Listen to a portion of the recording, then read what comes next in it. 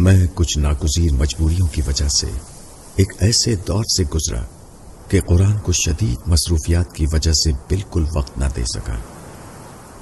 مجھے بہت دکھ اور افسوس تھا، لیکن اپنے آپ کو یہ دلاسا دے کر مطمئن کرتا کہ مصروفیات اور مشکلات ختم ہوتے ہی قرآن سے ناطہ جوڑ لوں گا۔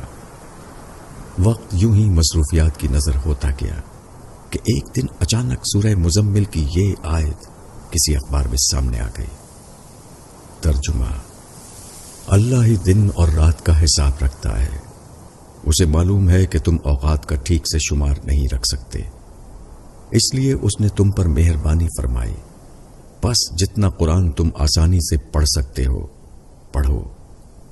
اسے معلوم ہے کہ تم میں کچھ لوگ مریض ہیں اور کچھ رزق اور اللہ کے فضل کی تلاش میں ہیں اور کچھ اللہ کی راہ میں جہاد میں مصروف ہیں، پس جتنا قرآن بآسانی پڑھا جا سکتا ہے پڑھ لیا کرو۔ کس قدر پیار بھری ندا ہے میرے اللہ کی طرف سے کہ اے میرے بندے، تجھے بیماری، روزی کی طلب، حتیٰ کہ میری راہ میں جہاد کرنا بھی قرآن پڑھنے سے نہ روکے۔ میں تمہاری تھوڑی سی محنت کو بھی قبول کرتا ہوں اور تمہاری کمی اور کوتاہی کو معاف کر دیتا ہوں، بس میری طرف متوجہ ہو جا۔ کتنا مہربان ہے میرا رب جس نے مجھے اتنی سہولت دے رکھی ہے۔ اگر میں پھر بھی قرآن کو نہیں پڑھتا تو صرف اپنا ہی نقصان کرتا ہوں، کیونکہ میں قرآن پڑھوں گا نہیں تو سمجھوں گا کیسے، اور سمجھوں گا نہیں تو اس کے احکامات پر عمل کیسے کروں گا۔ یہ یاد رکھنا کہ قرآن کو اللہ نے ہم پر فرض کیا ہے۔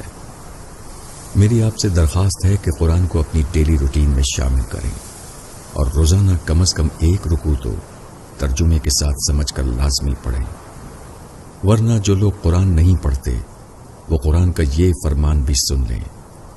جب قیامت کے دن نبی کریم صلی اللہ علیہ وسلم ان کی شکایت اللہ سے اس طرح فرمائیں گے اور پیغمبر کہیں گے کہ اے میرے رب، بے شک میری امت نے اس قرآن کو چھوڑ رکھا تھا۔ کوشش کریں کہ قرآن کو اپنی زندگی میں شامل رکھیں۔ اگر کبھی زندگی میں مجبور و مصروف ہو گئے تو اس آیت کو نہ بھولنا، بس جتنا آسانی سے ہو سکے اتنا قرآن پڑھ لیا کرو۔ اللہ تعالی ہم کو قرآن کریم پڑھنے اور سمجھنے والا بنا دے اور اس پر عمل کرنے والا اور اس کو دوسرے لوگوں تک پہنچانے والا بنا دے۔